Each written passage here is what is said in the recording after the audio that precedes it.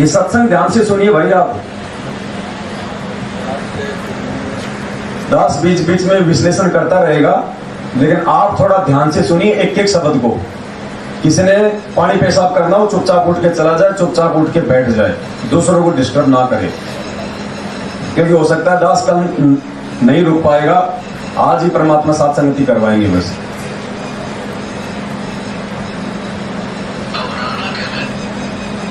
जब मीरा जी अपने देवर उस राणा के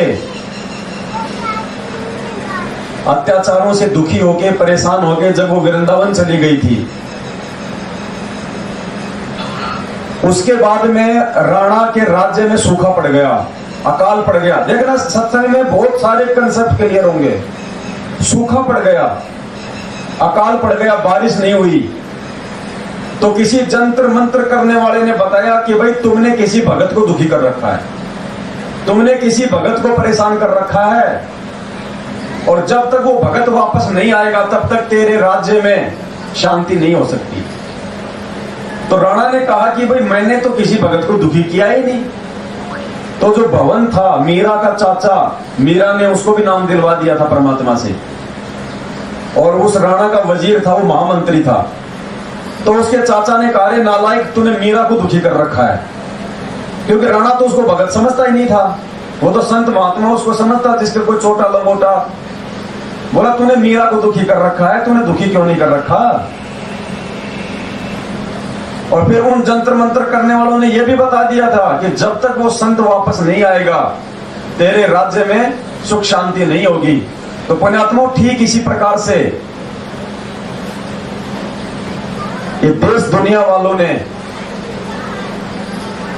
जिस प्रकार से बरवाला कांड करवा के या परमात्मा के ज्ञान को ना समझ के उनको दुखी करके जो जेल में भेज दिया, जेल में बैठा दिया है, इस देश और दुनिया में आने वाले समय में उस समय तक शांति नहीं हो सकती जब तक उस परमात्मा के पैर पकड़ के ना ले।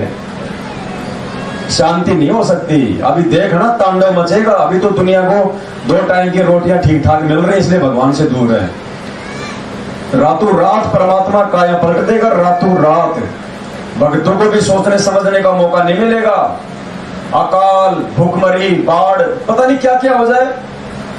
अभी शाम को सुनामी आ जाए, उनको पता थोड़ी, उड़ीसा वालों को, बंगाल वालों को, बंबई वालों को। अचानक से परमात्मा का तो सेकंडों का काम है, कहीं से भी तूफान उठा देगा। साइक्लोन आ गया, चक्रवात आ गए, बहाना बढ़ गया, लाखों लोग मर गए। ये कोरोना आया किसी को मालूम था क्या? कुछ भी हो सकता है, ये काल का लोग है, कुछ भी। और चूंकि परमात्मा को जेल में बैठा दिया, तो सोचो दुनिया ने तो आफत मोल ले ली, अपने पैर पे खुद ही कुल्हाड़ी मार रखी है। कब क्या हो जाए कोई भरोसा नहीं है।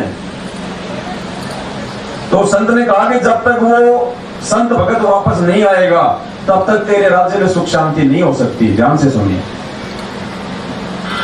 अब राणा कहता है कि मैंने ऐसा कोई संत पेशा नहीं किया। भवन ने कहा कि क्यों नहीं किया आपने?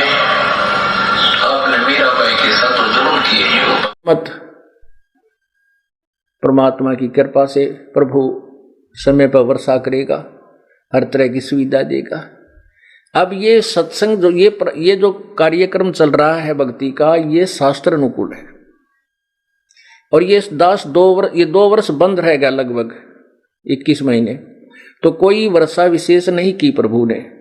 दास अभिमान नहीं करता, विधान बताऊं हूं भगवान का।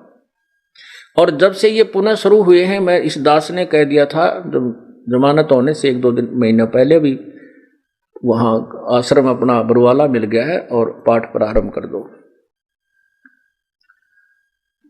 तो उसके बाद ये दास 30 अप्रैल को आया था। उसके बाद पूरा जेठ, जून, जुलाई, अप्रैल, मई, जून, जुलाई परमात्मा ने इतनी प्यारी बारिश करी।